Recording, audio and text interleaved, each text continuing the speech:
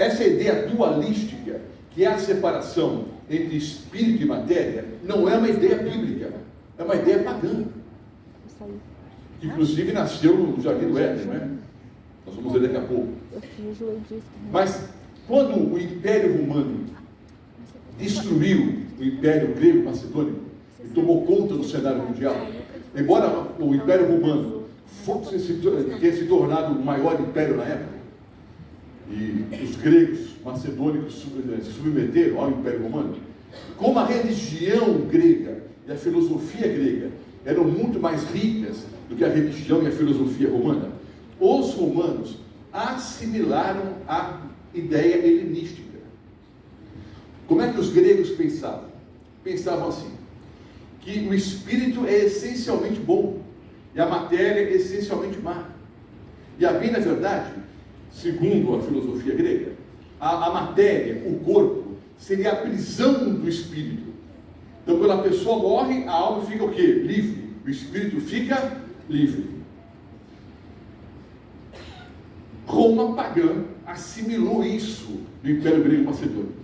E depois, queridos, Roma papal assimilou essa mesma ideia, que não tem absolutamente nada a ver com a Bíblia.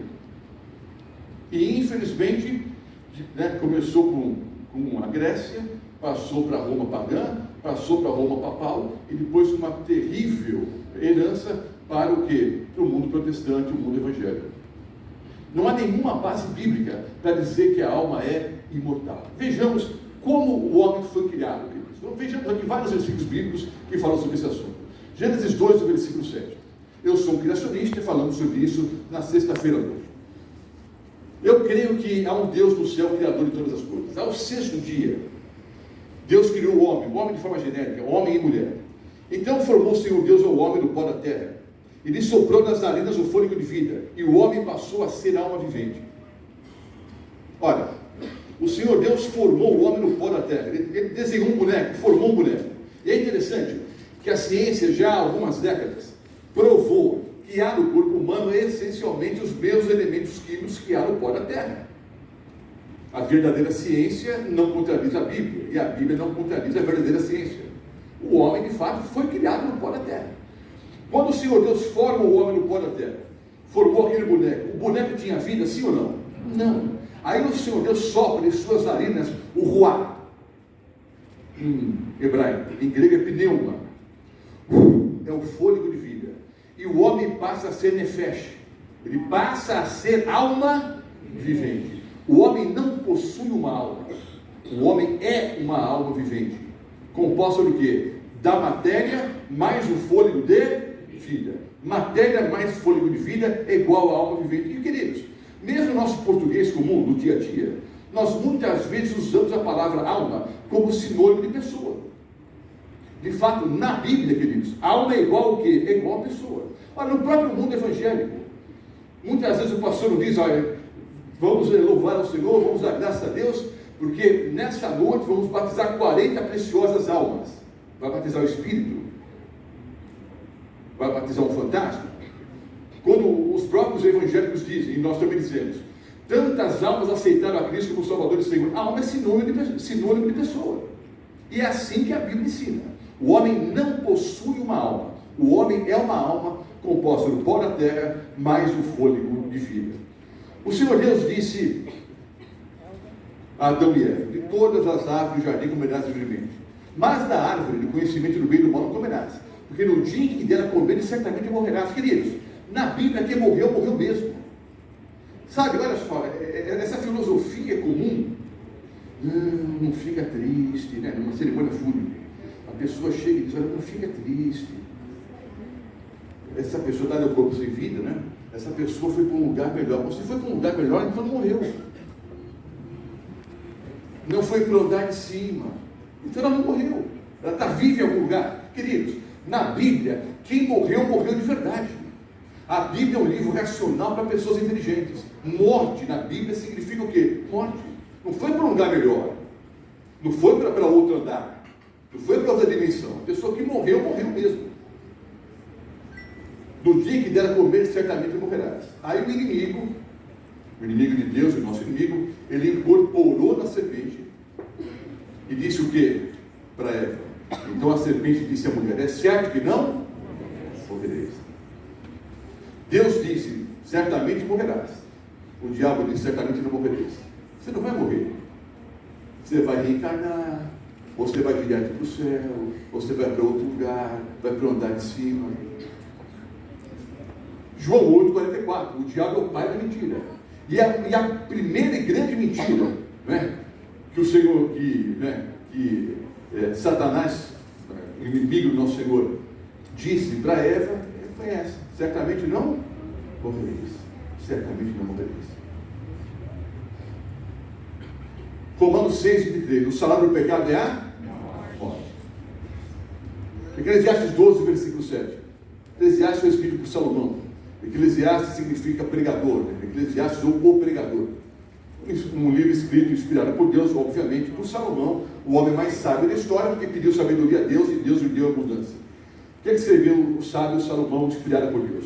Quando a pessoa morre, acontece que o pó volte à terra, como era. E o espírito, a palavra que é ruar, e o espírito volte a Deus que o deu. Então, pastor, mas espera um pouco, é justamente isso que eu creio. Quando a pessoa morre, o pó vai para a terra, mas o espírito vai para o céu e fica vivendo lá. Não é isso que a Bíblia ensina. Ora, o Senhor Deus soprou nas narinas de Adão o fôlego de vida, e o homem passou a ser alma vivente. Quando a pessoa morre, Deus simplesmente toma esse fôlego de volta. Não existe vida consciente após a morte. Porque o que, Eclesiastes 3, 19 e 20, porque o que sucede aos filhos dos homens, isso também sucede aos animais. E lhes sucede a mesma coisa. Como morre um, assim morre o outro. Todos têm o mesmo ruar, o mesmo fôlego, o mesmo sopro, o mesmo espírito. Todos vão para um lugar, todos foram feitos do pó e todos voltarão ao pó. Você tinha um gatinho em casa, gatinho bonzinho, só tomava leite e comia ração, nunca matou um pardal, nunca pegou um ratinho, nunca pegou um peixinho no aquário. Esse gatinho morreu, gatinho maravilhoso, bonzinho, bonzinho, bonzinho. Ao morrer ele foi para o céu. Já tem um desenho animado, né? Um desenho bem antigo, todos os cães merecem o céu. Alguns até hoje ficam se perguntando, e é uma pergunta hoje comum, até por pasmo, né? Meio evangélico. E os animais, quando morrem, eles vão para o céu, né? Queridos, todo mundo que morre vai para o mesmo lugar. Vai para onde? Para o pó da terra. Todos que morrem vão para o pó da terra. Porque os vivos sabem que eu de morrer. Eclesiastes 9, versículos 5 e 6. Os vivos sabem que eu de morrer, mas os mortos não sabem coisa nenhuma. Olha, queridos, se a pessoa morrer e foi para o céu, ela sabe que está no céu? Sabe? Não, se ela morreu e foi para o céu, não estou dizendo que ela vai para o céu. Se a pessoa morreu e foi para o céu, ela sabe que está no céu ou não? É lógico que sabe. Se a pessoa morreu, está num lugar intermediário chamado purgatório, esperando que alguém acenda algumas velas por ela, ou que ore por ela, para ela mudar de estágio. Ela vai saber que está no lugar dele? Sabe. Se a pessoa morreu e vai direto para um lugar chamado inferno, fica queimando o tempo todo ali, ela sabe que está queimando? Sabe. Mas a Bíblia diz claramente: os vivos sabem que iam morrer, mas os mortos não sabem coisa nenhuma. Por quê? Por que os mortos não sabem nada? Eles morreram. Nem tão pouco terão eles recompensa, mas a sua memória fica entregue ao esquecimento. O seu amor, o seu ódio, a sua inveja já pereceram, já não tem parte alguma para sempre, em coisa alguma do que se faz debaixo do sol. Então, amado irmão, amada irmã, eu sei que é gostoso numa cerimônia fúnebre ouvir a seguinte frase: não fica triste não, essa pessoa está ao seu lado ainda, olhando por você, velando por você, cuidando. É gostoso ouvir isso, sim ou não? É gostoso. Acalma a nossa mente, acalma o nosso coração, acalma, mas é mentira. Os mortos não sabem coisa nenhuma. Eles não amam, eles não odeiam, eles não têm inveja, eles não têm alegria, eles estão mortos. Todo mundo que morreu está no pó da terra. Eclesiastes 9, versículo 10. Tudo quanto tiver a mão para fazer, faz conforme as tuas forças. Porque na sepultura, algumas traduções dizem inferno. Porque na sepultura, na sepultura para onde tu vais, não há obra, nem projeto, nem conhecimento, nem sabedoria alguma. Todo mundo que morre, queridos, vai para a sepultura. A bem da verdade, preste bem atenção no que eu vou falar aqui. Todo mundo que morre vai para o inferno. Fica tranquilo, espera um pouquinho, deixa eu molhar o bico aqui. As palavras traduzidas para o português como inferno, elas basicamente são traduzidas em duas palavras: Sheol, em hebraico, e Hades, em grego. Tanto Sheol quanto Hades significa lugar de descanso dos mortos ou sepultura. A palavra inferno na Bíblia significa sepultura, lugar de descanso dos mortos. Aliás, se nós temos alguém aqui hoje à noite que é um bom católico, um católico praticante, e muitos de nós viemos da católica, vocês hão de se lembrar, há não muito tempo atrás, houve uma pequena mudança em algumas palavras do credo, né? O credo apostólico, o credo católico.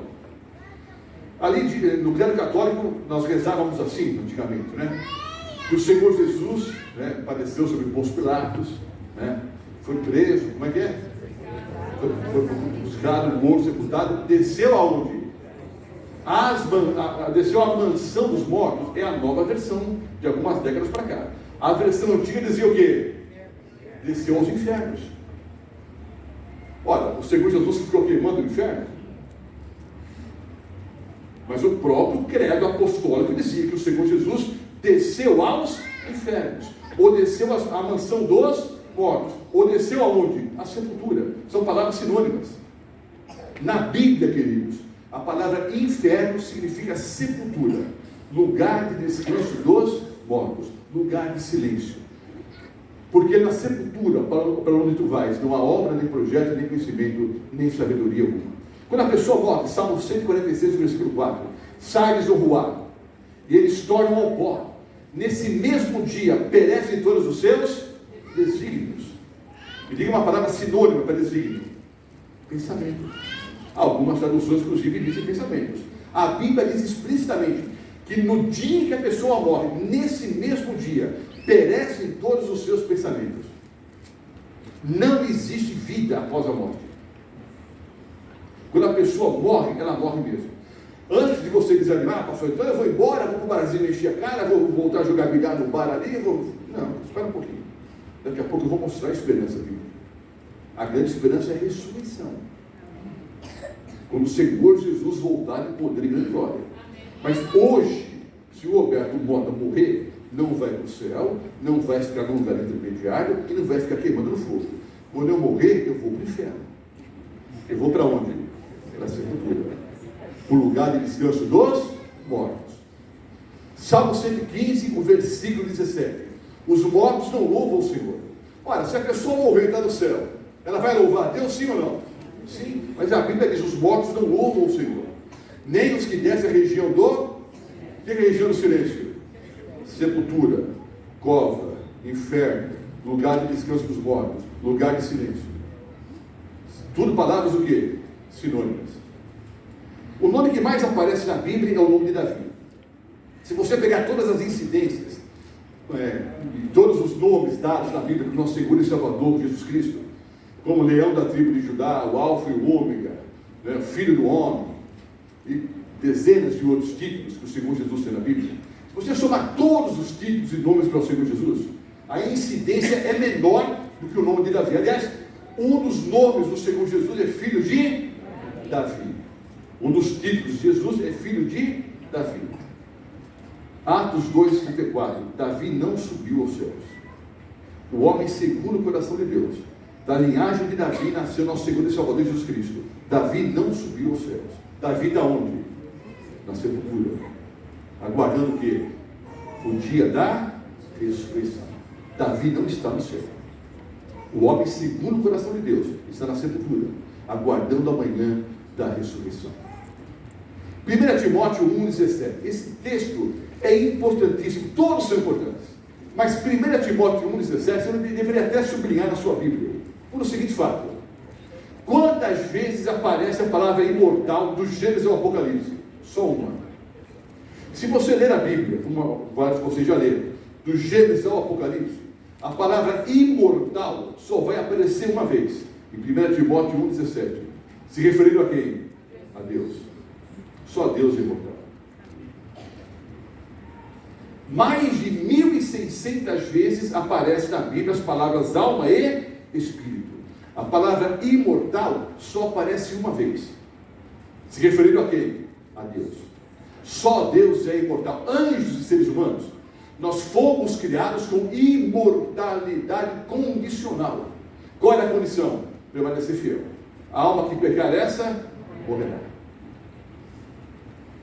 O único que possui a imortalidade é o nosso Deus. Só o Senhor é imortal. E no mesmo livro, queridos, só que agora o capítulo 6, versículo 16, agora aparece a palavra imortalidade. A palavra imortalidade aparece algumas poucas vezes no Novo Testamento. Mas note, a palavra imortal só uma vez. A palavra imortalidade aparece algumas poucas vezes. Entre elas, em 1 Timóteo 6,16, ali está se referindo a Deus, o único que possui o quê? Imortalidade. Só Deus é imortal. Agora veja só. Quando os homens serão a recompensa? Quando a pessoa morre, já recebe na hora a recompensa? Eu citei aqui o criado católico. Minha esposa veio do lar católico, e vários de nós viemos do lar católico. Eu não lembro, será que eu consigo recitar o credo aqui? Me ajude. É crer em Deus Pai, Todo-Poderoso, Criador do céu e da terra. E quem? Jesus Cristo, seu único Filho, nosso Senhor, que nasceu da Virgem Maria, padeceu sob Pôncio Pilatos. Foi o quê? Crucificado, morto, sepultado. Desceu à mansão dos mortos. Ressuscitou ao terceiro dia. Foi assunto aos céus. Onde está sentado aonde? À destra ou à direita de Deus Pai Todo-Poderoso. De onde há de vir julgar os vivos e os mortos. Se a pessoa morreu e foi para o céu, ela já foi julgada. Se a pessoa morreu e está queimando no fogo, ela já foi julgada. O credo está correto. Há um dia no futuro em que o Senhor vai julgar os vivos e os mortos. Mas vocês estão entendendo o raciocínio? Se a pessoa morreu e já vai para o céu, já foi julgada. Se a pessoa morreu e já está queimando no fogo, ela já foi julgada. Agora, todas as denominações cristãs que eu conheço, e não conheço todas, porque são milhares, né? Mas pelo menos as tradicionais, batista, metodista, presbiteriana, assembleia, congregação cristã, a católica, apostólica, romana, todas as igrejas que eu conheço ensinam que haverá um juízo no futuro. Mas se a pessoa morreu e já foi para o céu, ela já foi julgada. Se a pessoa morreu e já está queimando no fogo, ela já foi julgada. Quando os homens serão recompensa?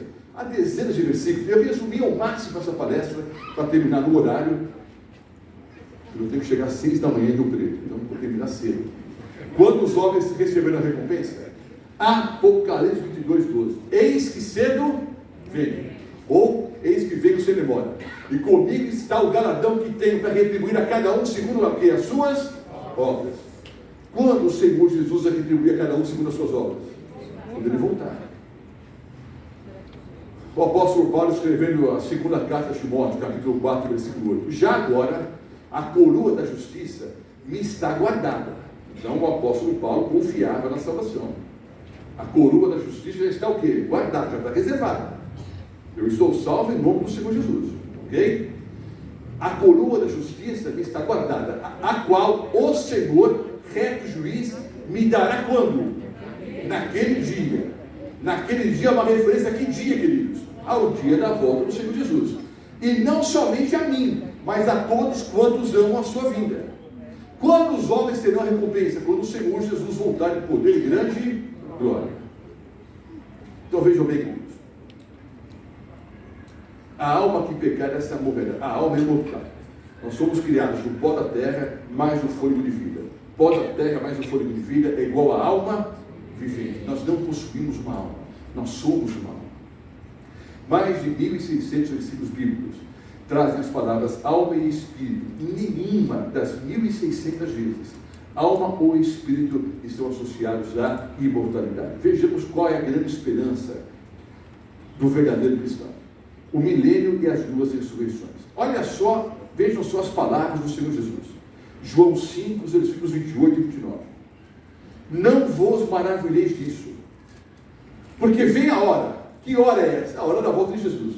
Não vos maravilheis disso, porque vem a hora em que todos os que estão no céu, Todos que estão no purgatório, todos que estão queimando no fogo, todos que estão onde? Nos sepulcros. Jesus mentiu para os discípulos? O Senhor Jesus disse: todos que morreram estão nos sepulcros. Vem a hora em que todos que estão nos sepulcros ouvirão a sua voz. Os que fizeram o bem sairão para a ressurreição da vida. Os que fizeram o mal para a ressurreição da condenação. Então vamos imaginar assim: eu morri e fui para o céu. Não é assim, já mostramos a Bíblia. Mas eu morri e fui para o céu. Estou lá no céu há 100 anos, 200 anos, 500 anos, 2000 anos no céu. Aí um dia o Senhor Jesus veio falar comigo: Roberto, vem aqui. Se bem que no céu nós teremos novos nomes, não é? Eu acho que o meu não vou mudar, não. Porque Roberto é um nome anglo-saxão que significa resplandecente na glória. É chique muito, não dá para melhorar. Resplandecente na glória. Não sei que o outro nome poderão dar, mas será. Se o Senhor entender que deve me dar um novo nome, amém. Mas vamos imaginar, né? Eu estou no céu e o Senhor Jesus vem e diz: Roberto, vem aqui. Tá, na hora. Pois não, Senhor. Eu quero que você me siga. Senhor, eu sempre te segui. Para onde é que o Senhor vai? Eu vou voltar para a terra. Quero que você me siga. Eu vou seguir. Agora, posso fazer uma pergunta só, assim, com todo respeito, é claro? Nós vamos fazer o que na terra? Não, nós vamos voltar e eu vou te ressuscitar. Eu já estou no céu. Já estou vivendo com Jesus há 100 anos, 200, 300, 500, 2000 anos. Já estou no céu. Agora eu volto com o Senhor Jesus para Ele me ressuscitar. Meu amado irmão, eu sei que para muitas pessoas pode até parecer ofensivo isso, mas é assim diz o Senhor. Não existe a menor lógica em você crer que a alma é imortal. Isso põe abaixo uma série de outras doutrinas, como por exemplo a volta de Jesus. Se Ele vem para ressuscitar os mortos, mas a pessoa já está viva no céu. Se haverá um juízo no futuro, mas a pessoa já está no céu, já está queimando no fogo. Então veja quantas incoerências, quantas contradições. A única grande lógica bíblica é que a alma é mortal. Aí a ressurreição tem sentido e o juízo final tem sentido. Então vamos ver como ocorrem as duas ressurreições. Todos estão na sepultura, uns sairão para a ressurreição da vida, os que fizeram mal para a ressurreição da condenação. Então há duas ressurreições. Vejamos. Ontem nós vemos esse texto, quando falamos sobre a volta de Jesus. Primeira carta do apóstolo Paulo aos Coríntios, 15, os versículos 51 a 53. Eis que vos digo um mistério, já expliquei ontem. Mistério em grego é mysterion, é algo que o homem não poderia entender por si mesmo, mas Deus revelou. A partir do momento que o próprio apóstolo Paulo diz: eis que eu vos digo um mistério, e começa a explicar, a palavra mistério já não tem a mesma conotação da palavra mistério em português. Tá? Mistério em grego é algo que o homem não poderia entender por si próprio, mas que Deus revelou. Eis que vos digo um mistério: nem todos dormiremos. O que significa dormir aqui, queridos, nesse contexto? Morrer. Nem todos morreremos, mas todos seremos transformados. Num momento, num abrir e fechar de olhos. Por que um abrir e fechar de olhos? Olha, vamos imaginar que eu morra hoje. Para mim a morte vai ser o quê? Um abrir e fechar de olhos. Morri. Posso ficar 10, 50, 500 anos na sepultura. Para mim será um abrir e fechar de olhos. Eu morri, fechei os olhos. Quando é que eu vou abrir os olhos de novo? Na primeira ressurreição ou na segunda? Espero que seja na primeira. Porque a primeira é dos salvos. Certa vez eu vi até um pastor de uma outra denominação dizer: olha, vamos nos esforçar para participarmos da primeira ressurreição. Mas se não der, pelo menos a segunda. A segunda ressurreição é a ressurreição dos ímpios. É a ressurreição da condenação. No momento, num abrir e fechar de olhos, ante a última trombeta, que a trombeta soará, os mortos ressuscitarão. Os mortos não descem do céu. Os mortos estão na sepultura. Os mortos ressuscitarão, incorruptíveis, e nós seremos transformados. Porque convém que isto que é corruptível, esse corpo corruptível, se revista da incorruptibilidade, e o que é mortal se revista da imortalidade. Abra sua Bíblia agora, na primeira carta do apóstolo Paulo aos Tessalonicenses. trata sobre o mesmo assunto, e também li esse texto ontem à noite. E prometi que hoje voltaria para explicar melhor esse assunto. Primeira carta do apóstolo Paulo aos Tessalonicenses, o capítulo 4, os versículos 13 a 18. Não queremos, porém, irmãos, que sejais ignorantes com respeito aos que dormem. Vejam que já havia ignorância naquele tempo em relação ao estado do homem na morte. Não queremos, irmãos, que sejais ignorantes com respeito aos que morreram, aos que dormem, para não vos entristeceres como os demais que não têm esperança. Pois se cremos que Jesus morreu e ressuscitou, assim também Deus, mediante Jesus, trará em sua companhia, ou para a sua companhia, os que dormem. Ora, ainda vos declaramos por palavra do Senhor isto: nós, os vivos, os que ficarmos até a vinda do Senhor, de modo algum precederemos os que dormem. Porquanto o Senhor mesmo, dada sua palavra de ordem, ouvir a voz do arcanjo e ressoar a trombeta de Deus, descerá dos céus, e os mortos em Cristo ressuscitarão primeiro. Depois nós, os vivos, os que ficarmos, seremos arrebatados juntamente com eles entre as nuvens para o encontro do Senhor nos ares, e assim estaremos para sempre com o Senhor. Consolai-nos, pois, uns aos outros com essas palavras. Então vejam, quando o Senhor Jesus voltar em poder e grande glória, foi o tema da aula de ontem à noite, quantos textos bíblicos mesmo falam sobre a volta de Jesus? Hein? Mais de 2.500. E Mateus, Marcos, Lucas e João, a quantas vezes a promessa da volta de Jesus? 40. Então, queridos, por ocasião da volta do Senhor Jesus, os mortos em Cristo. O que é morrer em Cristo, queridos? Morrer em Cristo é um indivíduo que um dia aceitou a Jesus como Salvador e Senhor. Foi batizado. Ao ser batizado, ele tem o seu nome escrito no livro da vida. E se essa pessoa permanece fiel até a morte, a Bíblia chama essa pessoa de quê? De bem-aventurado. Por quê? Porque morreu em Cristo. Então, quando o Senhor Jesus voltar, os mortos em Cristo, todos os que um dia aceitaram Jesus como Salvador e Senhor e foram batizados, em nome do Pai, do Filho e do Espírito Santo, por imersão, que é a única forma bíblica do verdadeiro batismo. Mas vou explicar isso em outra aula.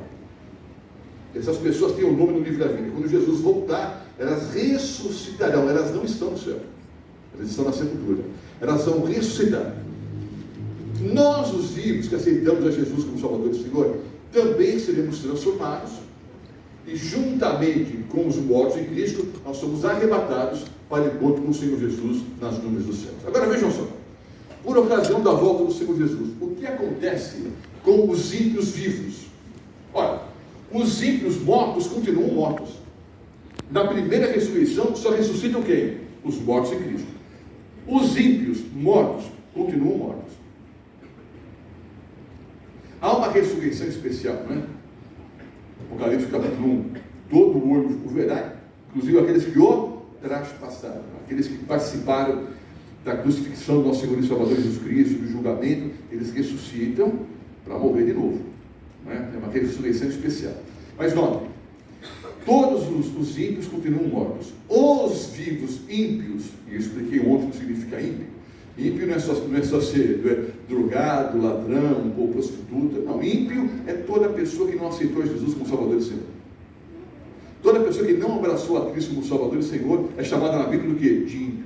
Então veja, o que acontecerá com os ímpios vivos, que serão com certeza a grande maioria das pessoas quando o Senhor Jesus voltar, uma grande multidão de ímpios. O que acontece?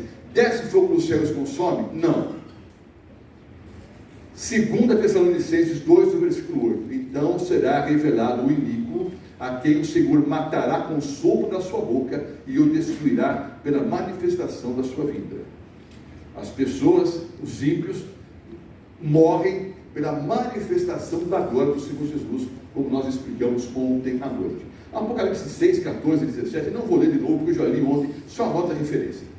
Ali diz o seguinte, que os governantes, os ricos, os pobres, os livres, os escravos, todos, ímpios, quando virem o Senhor Jesus voltando, eles fazem o quê? Eles saem correndo, pedindo que os montes caiam sobre eles, e dizem o quê? Escondei-nos da face daquele que se assenta no trono, e da ira do Cordeiro, que chegou o grande dia da ira deles. E quem é que pode suster-se?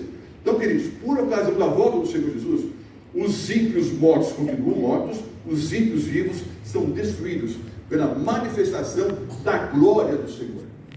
Porque ele vem como Deus, nunca deixou de ser Deus, não é? Mas ele se revestiu da humanidade, agora ele vem em poder e grande glória com todos os anjos do céu.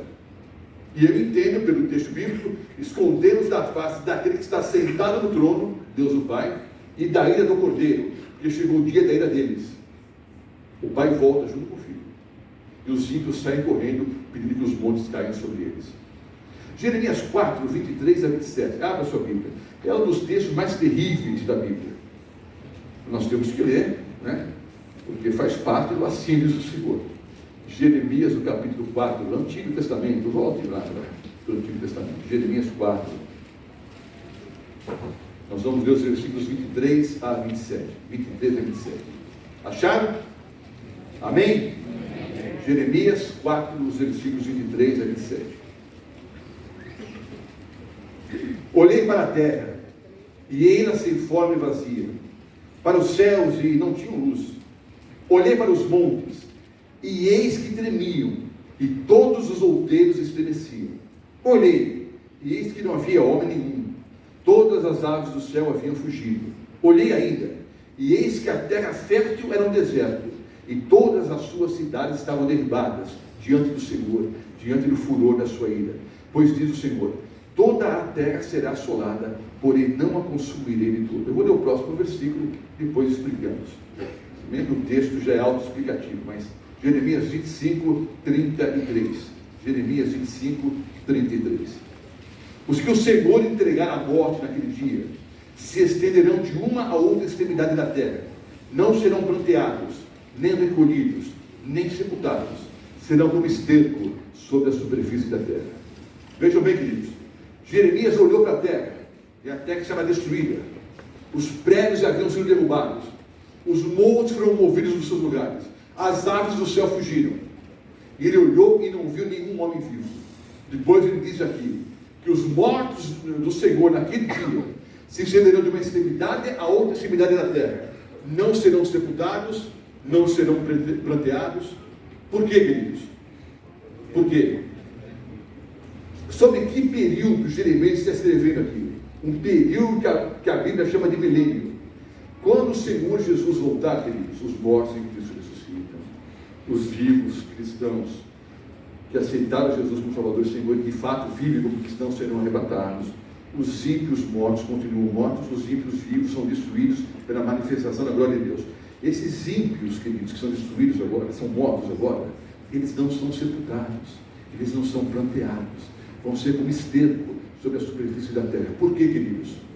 Porque não haverá ninguém vivo aqui na terra. Todos os salvos vão estar onde? No céu. E Satanás e os seus anjos permanecerão vivos aqui. É nesse sentido que a Bíblia diz que o demônio será amarrado.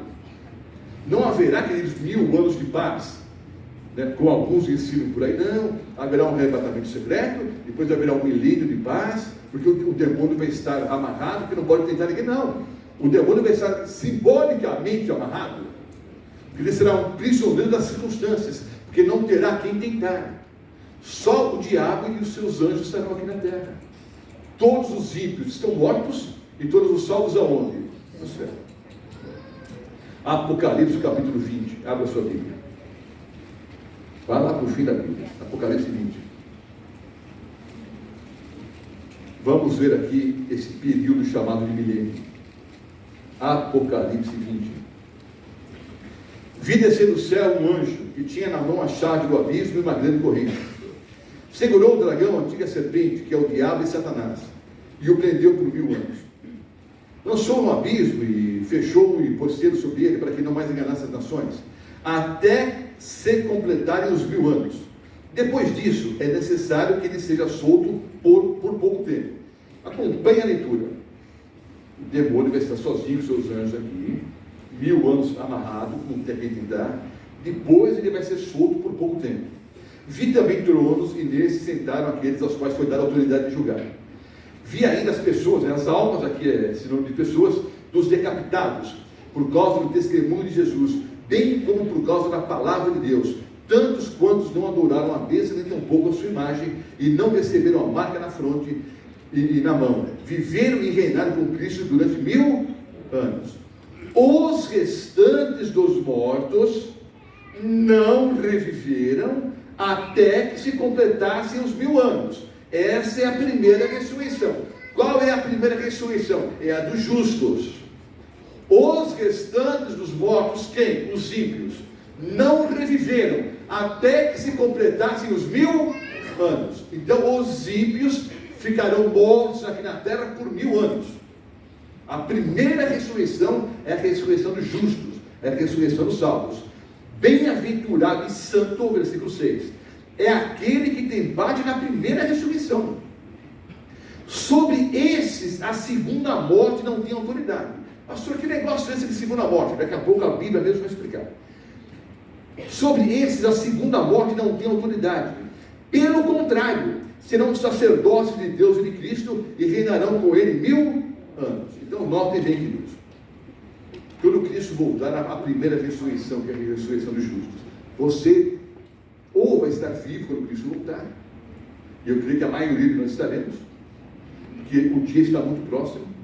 Mas se por acaso você morrer amanhã ou depois, se você morrer em Cristo, você vai participar da primeira ressurreição, e é essa que vale para a salvação. Não tem que eu vou fazer uma forcinha para estar na segunda, não está. Na segunda ressurreição é só os ímpios. Então, queridos, os restantes dos mortos não ressuscitam até que se completem os 1000 anos. Dos 1000 anos no céu, nós vamos ter o direito de julgar. Julgar quem? Nós vamos julgar os anjos caídos e vamos julgar os ímpios.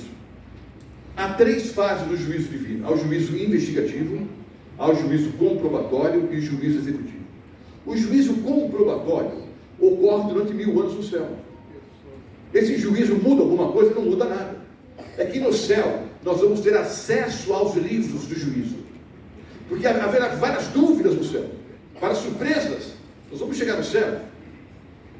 Bom, a primeira surpresa é você estar lá, ou eu estarmos lá, né? Você e eu estamos aqui, é uma surpresa.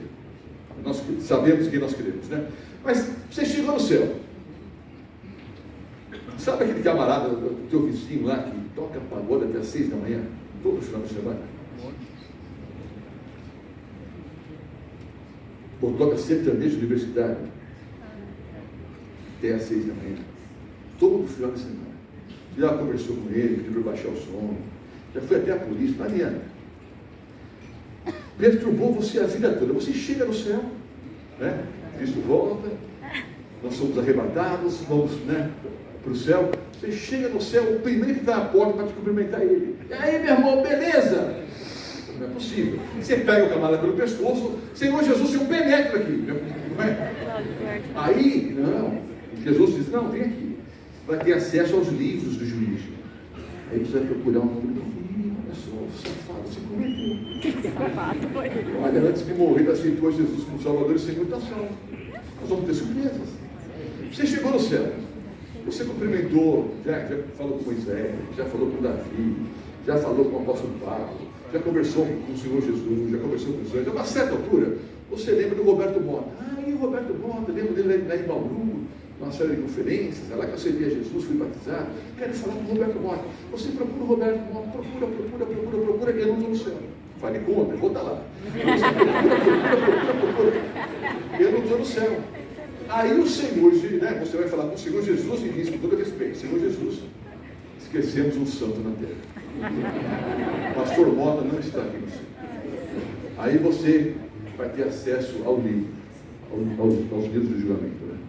Você vai procurar Roberto Mota. Que se envergonha, safado.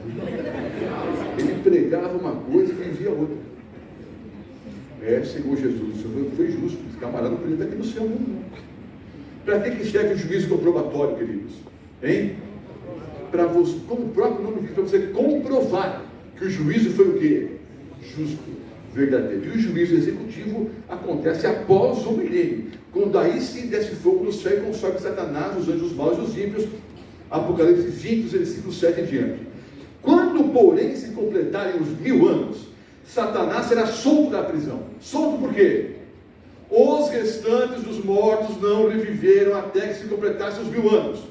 Ao se completarem os 1000 anos, Satanás está solto. Por que ele está solto? Porque os restantes dos mortos, que os ímpios, ressuscitaram. E o diabo agora vem aqui tentar de novo.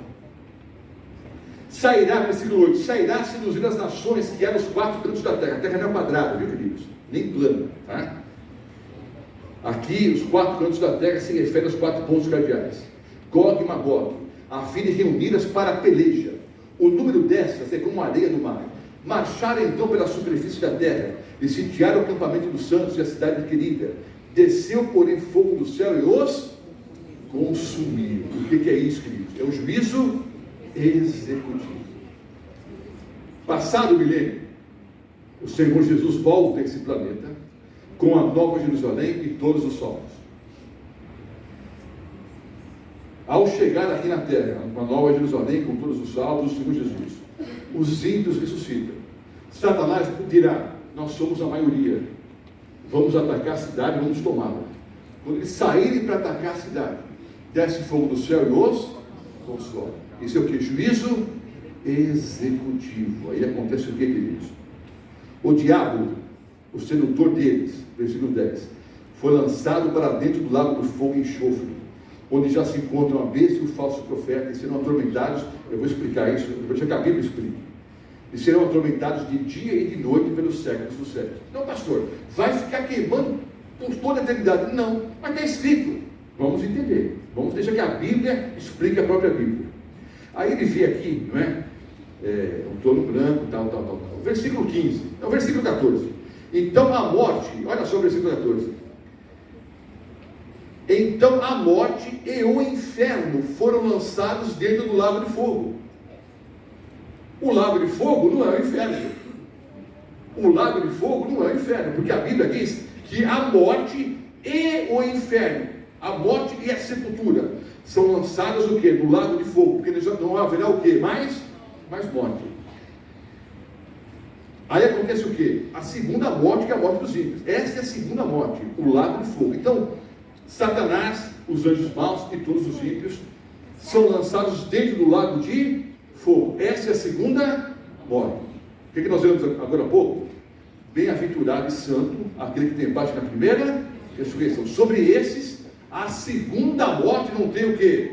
A autoridade. O que é a segunda morte, queridos? Os ímpios morreram. Após o milênio, eles ressuscitam para morrer de novo. Porque aí é o juízo o quê? Executivo. Durante 1000 anos, os salvos tiveram a chance de pesquisar os livros e chegar à conclusão que Deus foi justo em todo o seu julgamento. Não haverá mais dúvidas. Agora os ímpios ressuscitam para receberem o quê? O juízo executivo. Desce fogo do céu e os consome. Pastor, mas o texto diz aqui que serão atormentados de dia e de noite pelos séculos dos séculos. Vamos entender isso na Bíblia. Judas, no capítulo 1, versículo 7, só tem um capítulo, né? Então, é Judas, versículo 7. Como Sodoma e Gomorra e as cidades circunvizinhas, que havendo se entregado à prostituição como aqueles, seguindo após outra carne, são postas como exemplo do fogo eterno sofrendo punição. Pergunto, Sodoma e Gomorra estão queimando hoje? Sim ou não? Não. Mas a Bíblia diz que Sodoma e Gomorra foram queimadas com fogo eterno. O que é fogo eterno, queridos? Vamos ver o que a Bíblia diz. 2 Pedro 2,6. Reduzindo a cinzas as cidades de Sodoma e Gomorra, ordenou-as à ruína completa, tendo-as pondo como exemplo. O que é queimar pelos séculos dos séculos? O que é tormento eterno? É queimar de uma vez por todas. Morte eterna é morte de uma vez por todas. Reduzindo a cinzas. O que é queimar para todo sempre? Queimar para todo sempre é igual a ser reduzido a cinzas. Eu fazia uma ilustração no passado, uma fumaça no leite, o pessoal começa a tossir. Mas imagine, eu pego um jornal, uma folha de jornal, e coloco fogo no jornal.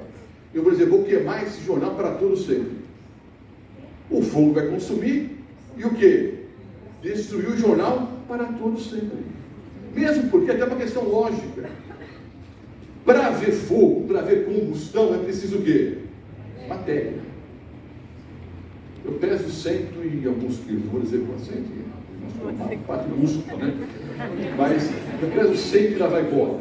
Queridos, por maior e mais pesado que eu seja, não tem material aqui para ficar queimando a vida toda. É queimar de uma vez por todas, é ser destruído de uma vez por todas. Pastor, mas será que é assim mesmo? Bom, anota os textos, depois você lê na tua casa. Salmo 37, 10. Os ímpios deixarão de existir. O que significa fogo eterno? Os ímpios deixarão de existir. O mesmo capítulo, versículo 20, os ímpios desaparecerão. O mesmo capítulo, Salmo 37 e 36, eles serão o quê? Consumidos. Ficou claro? Sim ou não? Então, mais os versículos. Os ímpios serão destruídos. Salmo 145, versículo 20.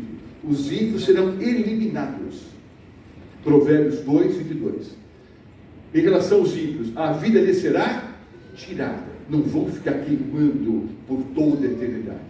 Fogo eterno é o fogo que queima de uma vez por todas. A vida lhes será tirada. Provérbios 2, 23. Ficou bem claro? Sim ou não? Sim. Então, mais alguns versículos. Os ímpios serão como restolho. Não sobrará nem raiz nem ramo. O que? O fogo de Malaquias. É o fogo que queima para todos, fica queimando o tempo todo, não. O fogo, chamado fogo de Malaca, é o fogo que desce o quê? E destrói de uma vez por todas. Não sobrará nem raiz nem ramo. Ou seja, vai ser destruído. Tornar-se-ão em cinzas. O que é queimar pelos séculos dos séculos? Hein? É tornar-se o quê? Cinzas. Morreu para sempre. Morreu de uma vez por todas. Malaquias 4, os versículos 1 a 3. Ficou bem claro, queridos? Sim ou não? Então, mais um texto. Os ímpios serão como se nunca tivessem existido. Vão ficar queimando aonde? Mesmo porque é uma questão simples, queridos. Pense um pouquinho comigo. Você é uma pessoa inteligente. Nova Jerusalém desce, não desce? Os ímpios e Satanás e seus anjos vão atacar a cidade. Desce fogo do céu e os consome. Sim ou não? A Nova Jerusalém vai ficar no meio do fogo, então, para o resto da vida. Você não pode nem pôr o pé para fora de Jerusalém. O redor vai ser só fogo. É isso? O fogo que desce, queridos, destrói Satanás, os anjos maus e os ímpios. Esse mesmo fogo purifica a terra, será restaurada, e nós viveremos com o Senhor para todo sempre aqui nesse planeta. Eu coloquei uns 10 ou 12 versículos. Nós, adventistas, somos aniquilacionistas. Não por causa desses 10 ou 12 versículos. Nós temos mais 350, fora esses, há mais 350 versículos bíblicos que dizem: os mortos deixarão, os ímpios deixarão de existir, desaparecerão para todo sempre, não fica nem raiz nem ramo, eles virarão cinzas. Isso é aniquilacionismo, isso é doutrina bíblica. Um lugar onde as pessoas se queimando para todo sempre, o Hades da mitologia grega, tá?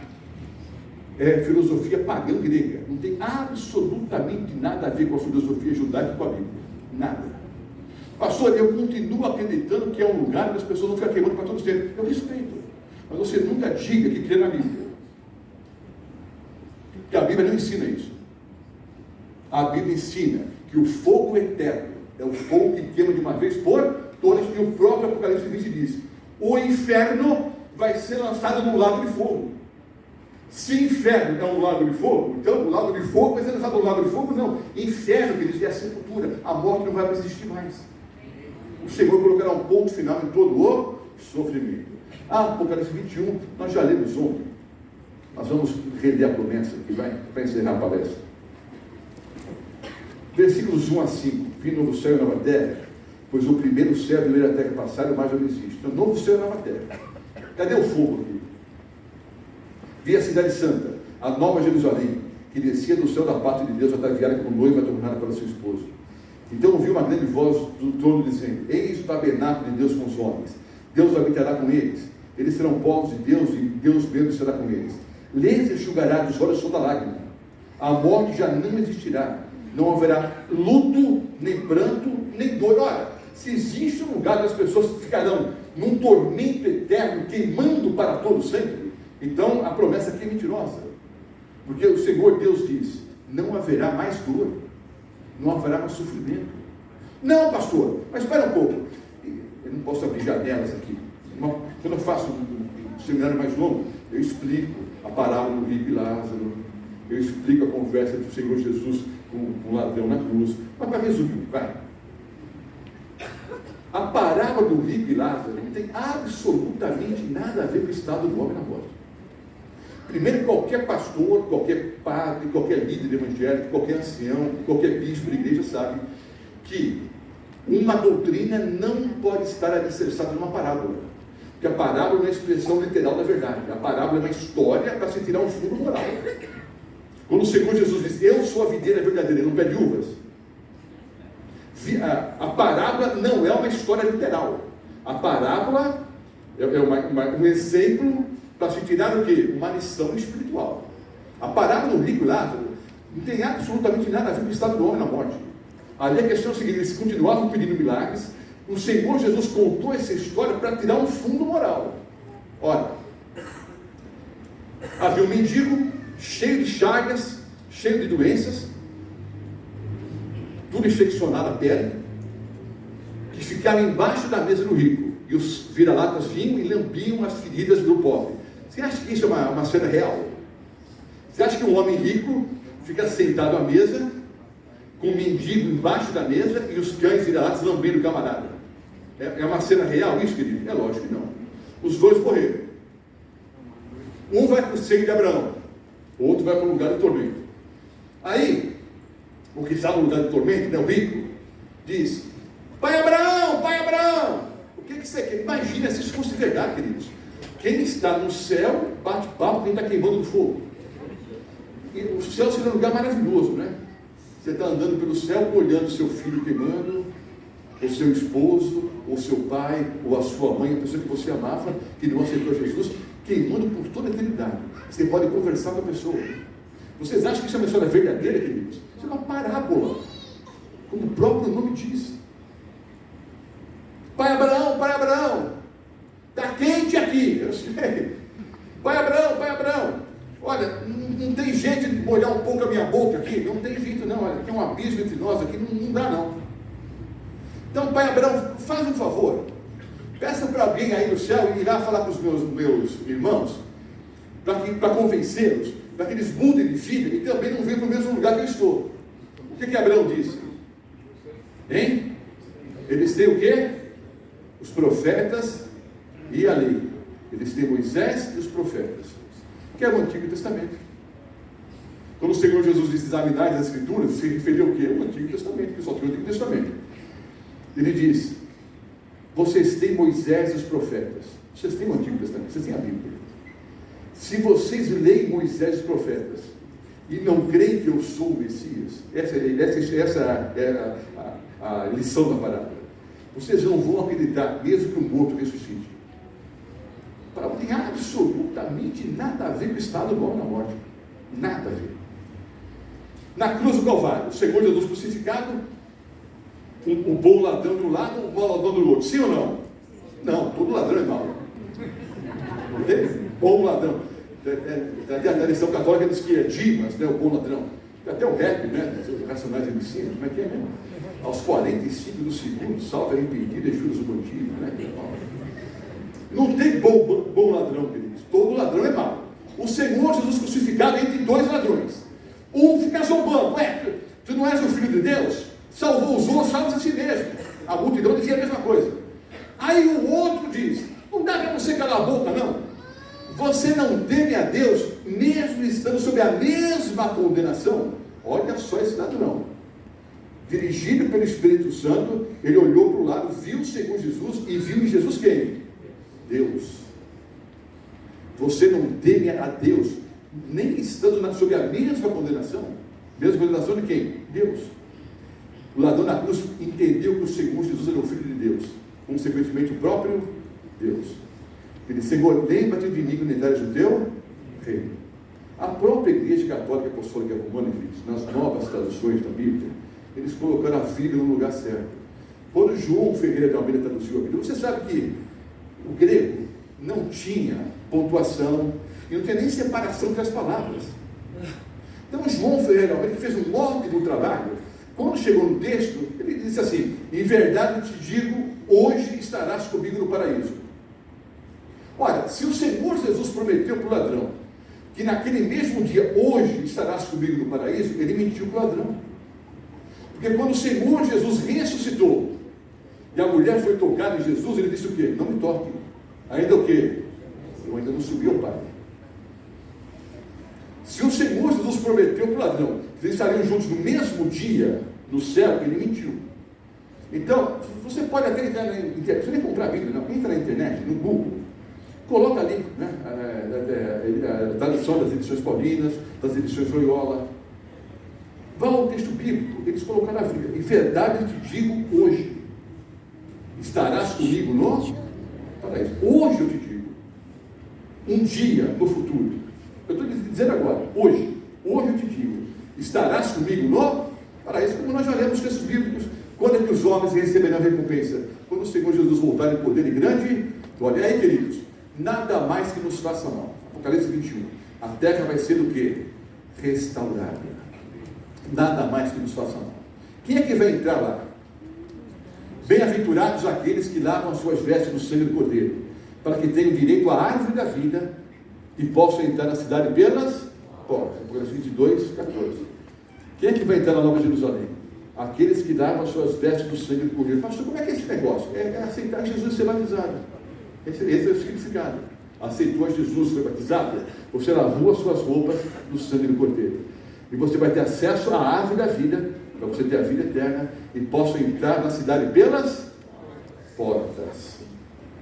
Está aqui um resumão da palestra de hoje. Bom, a premissa básica é a seguinte: a alma é mortal. A alma que pecar essa, morrerá. Estamos nos dias finais, ok? Dias finais. Os últimos dias da história. O que vai ocorrer no futuro próximo? A volta de Jesus. Quando Jesus voltar, ocorre o quê? A ressurreição dos justos. A ascensão dos vivos. Que vivos? Os que aceitaram Jesus como Salvador e Senhor, juntamente com os mortos em Cristo que ressuscitaram, são assuntos ao céu. A morte dos ímpios, não com fogo, eles pedem que os montes caiam sobre eles. Satanás prisioneiro, e a terra o quê? Desolada, como viu o profeta Jeremias. 1000 anos no céu, os justos no céu, os ímpios permanecem mortos, Satanás é o prisioneiro das circunstâncias, não tem quem tentar mais, e a terra fica em descanso, por 1000 anos, é o milênio bíblico. Após os 1000 anos, a segunda ressurreição. Jerusalém desce, os ímpios ressuscitam, Satanás é solto, vão atacar a cidade, há o julgamento final, que é o juízo executivo, a destruição final, e agora o que? A nova terra, o mesmo fogo que desce do céu, consome os ímpios, consome Satanás e os anjos maus, esse fogo purifica a terra, e agora a nova terra, e o que? A eternidade. O eixo do universo vai mudar, porque o centro do universo vai ser o planeta Terra, porque aqui vai estar o que? O trono de Deus. 1000 anos no céu, depois a vida eterna, como ensinamos ontem, vida que não acaba nunca mais. E por incrível que pareça, eu fiz a palestra em 1 hora e 1 minuto, falei sobre o estado do homem na morte, significado da palavra inferno, o milênio bíblico e as duas ressurreições. Eu normalmente falaria 4 horas, consegui falar em 1 hora, fiz um resumão. Ficou claro? Eu sei que para alguém que vem pela primeira vez aqui, queridos, pode causar um tipo de surpresa, né? Uma das perguntas que provavelmente alguém fará à saída, já vou responder: está todo mundo errado? Só vocês estão certos? Não. Só a Bíblia está certa. Quem está certo é a Bíblia.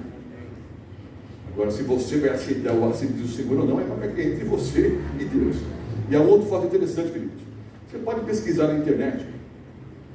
Coloque aí teólogos evangélicos que hoje são aniquilacionistas e mortalistas. A lista é enorme.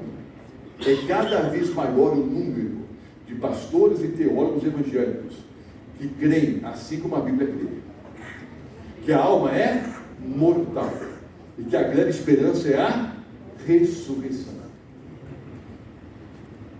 Só nós estamos certos? Não. Tem muita gente estudando a Bíblia e colocando em prática, assim diz o Senhor. Então vejam bem, eu vou encerrar com uma oração agora. Vou fazer uma pergunta só, presta bem atenção. Há duas hipóteses para o milênio. Ou você vai virar esterco, ou vai ter um futuro glorioso. Esterco ou um futuro glorioso? Esterco ou futuro glorioso? Você que decide. Então eu vou perguntar o seguinte: todos aqueles que querem virar esterco, fiquem sentados. Quem virar esterco, fica sentado. Então eu imagino que vocês querem futuro glorioso, né? Vida eterna, vida que não acaba nunca mais. Amanhã à noite, queridos, a gente continua as palestras. Amanhã nós vamos falar sobre, continua a aula de ontem. Amanhã nós vamos estudar Mateus 24 e 25. Nós vamos em parte de Daniel 2. E nós vamos ver aqui os sinais da breve volta do Senhor Jesus, você não pode faltar. Na terça-feira à noite, nós vamos falar sobre justificação. O homem é salvo pela fé ou pelas obras? Hein? Fé ou obras? Tem um dos dois. O homem é salvo pela graça. Se não tiver a graça, eu vou ter fé em quem? Mas vou explicar em detalhes. É uma palestra que você não pode perder. Terça-feira à noite. Na quarta-feira, nós vamos falar sobre a lei de Deus e o quarto mandamento. Se der tempo, senão eu divido em dois. Mas é o tema de quarta-feira. Na quinta-feira, nós vamos falar sobre as 3 mensagens angélicas. Na sexta-feira, nós vamos falar sobre o fechamento da porta da graça. No sábado à noite, eu vou falar sobre o verdadeiro batismo bíblico. No domingo, no CN. Deus proverá. Ficou bem claro? Todo mundo aqui quer um futuro glorioso, sim ou não? Sim. Vamos orar. Amado Pai Celestial, muito obrigado, Senhor, porque viemos a essa boa igreja hoje à noite para estudarmos a Tua Palavra. Foram dezenas de versículos bíblicos e há centenas de tantos outros versículos que nós poderíamos ser utilizados para mostrar o assim diz o Senhor. Mas nós cremos que o que foi mostrado aqui é o suficiente para que todos nós compreendamos a verdade bíblica. A alma é mortal. A alma que pegar essa morrerá. Nós fomos criados pelo Senhor, do pó da terra. E o Senhor soprou nas narinas de Adão o fôlego de vida. E Adão passou a ser alma vivente. Nós somos, cada um de nós, almas viventes. Quando morremos, a matéria vai para o pó da terra. E o fôlego volta para Deus, que simplesmente o toma de volta. Não há vida consciente após a morte. Entendemos isso. A grande esperança, a grande certeza, nas palavras do próprio Senhor e Salvador Jesus Cristo: não vos admireis disto, porque vem a hora em que todos os que estão nos sepulcros ouvirão a sua voz e sairão. Amém. Os que tiverem praticado o bem para a ressurreição da vida, os que praticaram o mal para a ressurreição do juízo. Que nós possamos fazer parte da primeira ressurreição. Amém. A ressurreição dos justos. Mas nós queremos sinceramente, Senhor, que a grande maioria de nós que estamos aqui hoje à noite não passaremos pela morte. Amém. Porque as profecias são muito claras. Brevemente, seguro, Jesus estará voltando a esse planeta. Amém. Então está muito claro para nós que a grande maioria das pessoas que estão aqui hoje à noite não passarão pela primeira morte. Amém. Nós seremos transformados e arrebatados para o encontro do Senhor nas nuvens dos céus. Amém. Nós queremos renovar a nossa fé ao lado do nosso Senhor e Salvador Jesus Cristo. Se há alguém aqui, Senhor Deus, Tu sabes, que se afastou dos Teus caminhos, que possa voltar agora. Amém. Que possa mais uma vez abraçar a Jesus como Salvador e Senhor e selar a sua vida ao lado de Cristo. Amém. Se há pessoas aqui com dúvidas, que elas não sejam impressionadas pelas palavras de um homem, de um pastor. Que todos nós que estamos aqui hoje à noite estejamos alicerçados única e exclusivamente na Tua Palavra. No assim diz o Senhor. Obrigado, porque a Tua Palavra é muito clara. E contra a Tua Palavra não há argumentos. Perdoe a cada um de nós. Não porque haja algum mérito, alguma coisa boa em nós, mas porque nós olhamos confiados única e exclusivamente nos méritos do nosso Senhor e Salvador Jesus Cristo, que morreu em nosso lugar na cruz do Calvário. Toma, Senhor, nos teus braços de amor, dá-nos uma boa semana de trabalhos, de estudos, mas que possamos voltar aqui amanhã à noite para estudarmos mais um importante assunto bíblico, porque nós oramos em nome do Senhor Jesus. Amém. Amém. Deus abençoe a todos. Até amanhã.